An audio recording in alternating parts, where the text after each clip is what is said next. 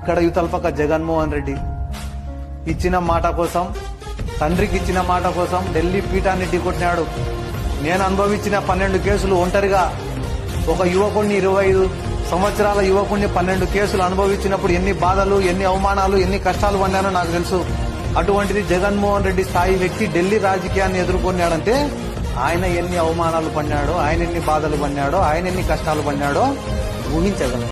ఈ సమాజంలో డబ్బులు ఉండేవాడు చుట్టూ జనాలను పెట్టుకొని, సెక్యూరిటీ పెట్టుకొని బాగా భద్రంగా బతుకుతాడు. ఏ డబ్బు లేనివాడు మాస్, వాళ్ళ బంధువులు, స్నేహితులు అందరూ చుట్టుపక్కల ఉంటారు కాబట్టి ఎవరికైనా ఒక సమస్య వస్తే వాళ్ళు కూడా అందరూ వచ్చి గుమ్మగుడి మీద పడిపోతారు కాబట్టి వాళ్ళు స్వేచ్ఛగా బతుకుతారు. కానీ ఇదే సమాజంలో పొద్దున్నే 5 గంటలకు లేచి పిల్లల్ని రెడీ చేసి స్కూలుకు పంపించి ఇంటికి వచ్చి రెడీ అయ్యి ఆఫీస్కు పోయి సాయంత్రం 5 గంటలకు ఇంటికి వచ్చి భార్యను తీసుకొని అట్లా రోడ్డుపైకి పోదామంటే ఎవడేం కామెంట్ చేస్తాడో అని భయపడకుండా బిక్కు బతుకుతారు చూడు మిడిల్ క్లాస్. వానికి ధైర్యం ఇచ్చినోడే నిజమైన నాయకుడు.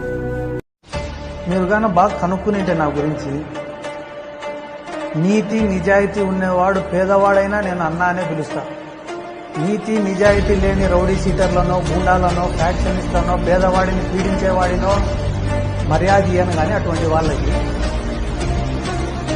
అంతే తప్ప మాట దురుసు అంటే తప్పుడు వాళ్ళకు మాట దురుసు, మంచి వాళ్ళకు కాదు. మేము ఈరోజు అంత దురుకుగా ఉన్నాం, అంత కష్టపడుతున్నాం, ఎన్ని కష్టాలు కేసులు మా మీద పెట్టినా కూడా తిరుగుతున్నాం కాబట్టి ఈరోజు మీరు కూడా నన్ను ఇంటర్వ్యూకి పిలిచినారు, లేకుంటే పిలిచారు. ఈ సమాజం, ప్రస్తుతం ఉన్న సమాజంలో పేరు తెచ్చుకోవడం అనేది చాలా సులభం. ఒకానొకప్పుడు ఒక స్టేచర్ ఉన్నవాడు, ఒక స్టేటస్ ఉన్నవాడు రోడ్లపైన బ్యానర్లు వేసుకుంటాయండి. ఇప్పుడు జోబిలో 150 రూపాయలు ఉంటే ఎవడైనా బ్యానర్ వేస్తున్నాడు. కాబట్టి పేరు తెచ్చుకోవడం అనేది చాలా సులభం, కానీ తెచ్చుకునే పేరుని నిలబెట్టుకోవడం చాలా కష్టం. మీరు అన్నారే, ఈ పేరుని కానీ, ఈ హైప్ని కానీ, ఈ క్రేజ్ని కానీ నాకు మోయలేనంత బరువును తెచ్చి పెడుతున్నాయి రోజు.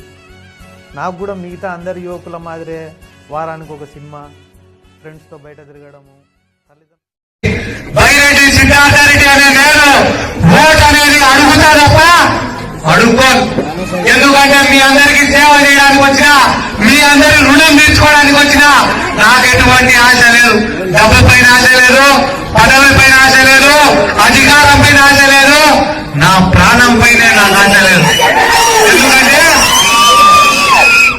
ఎందుకంటే జీవితంలో చూడాల్సినవన్నీ చూసేసిన. చిన్నప్పుడు స్కూల్కు నడుచుకుంటూ పోయినా, కాలేజీకి కార్లలో పోయినా, 3000 రూపాయల బాడీకి ఇంట్లో ఉన్నా, ఇప్పుడు సొంత ఇంట్లో బతుకుతున్నా. గంజి నీళ్లు తాగినా, బెంజు కారులో కూడా తిరిగినా. అమ్మ ఒడిలోని ధైర్యాన్ని చూసినా, జైలు గోడల మధ్య నుండే రాక్షసత్వాన్ని చూసినా. ఇంకా చూడాలనే కోరిక ఒక్కటే. ఆ కోరిక ఏం రాంటే జగన్మోహన్ రెడ్డి ముఖ్యమంత్రిగా. మీ పెద్దనాన్నగారు ఆయన ఆహ్వానించారు, మాన్రా శివానంద రెడ్డి గారిని. అక్కడ పర్యటనలో బాగా వస్తే అక్కడ ఆహ్వానించారు. మాన్రా శివానంద రెడ్డి గారు అక్కడికి వస్తున్నట్టు తెలుసుకున్న మీరు, కావాలనే నన్ను డ్యామేజ్ చేయడానికే శివానంద రెడ్డి ఇక్కడ పిలుస్తున్నా, వస్తే తలలు లేస్తాయి అంటూ మీరు గట్టిగా వార్నింగ్ ఇచ్చారని అంటుంటారు.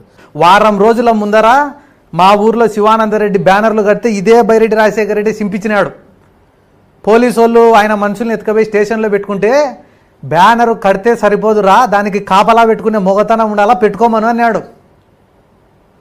అటువంటి వ్యక్తి 3 రోజుల్లో విలువలు కోల్పోయి శివానందరెడ్డిని ఊరికి పిలుచుకొని వస్తే ఏం నన్ను ఎదురు తిరగమంటారా, లేకుంటే కానీ వాళ్ళు చెప్పే పనికి మాలిన మాటలు వినమంటారా? ఏ రకంగా చెప్తావు నువ్వు? తలకాయలు లేస్తాయి. నేను అట్లా పచ్చిగా మాట్లాడాలి ఆడ కూడా. మీ కాడ మీరు అడిగినట్టు నేను అడగాలంటే రికార్డు చూపి. ఇప్పుడు నువ్వు అడిగినట్టు నేను ప్రశ్నలు అడగడం మొదలు పెడితే నువ్వు అడిగే ప్రతి ప్రశ్నకు రికార్డు చూపి, ప్రూఫ్ చూపి అని అడగాలి నేను.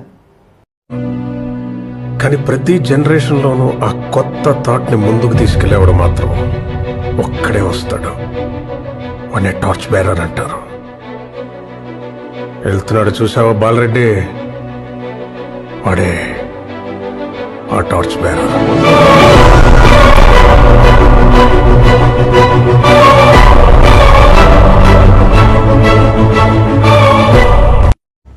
మీరు చెప్పినారా కేసులు, ఫ్యాక్షన్ పంద అన్న, నా పైన కేసులు ఉన్నాయి, చాలా కేసులే ఉన్నాయి.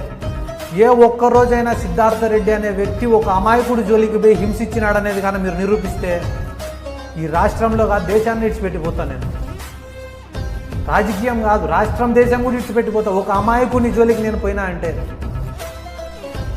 సమాజాన్ని బాధ పెట్టేవాళ్ళు, హింసించేవాళ్ళు, రౌడీలు, సమాజాన్ని భయభ్రాంతులకు గురి చేసే వ్యక్తుల జోలికి నేను పోయినా తప్ప అమాయకుల జోలికి పోను.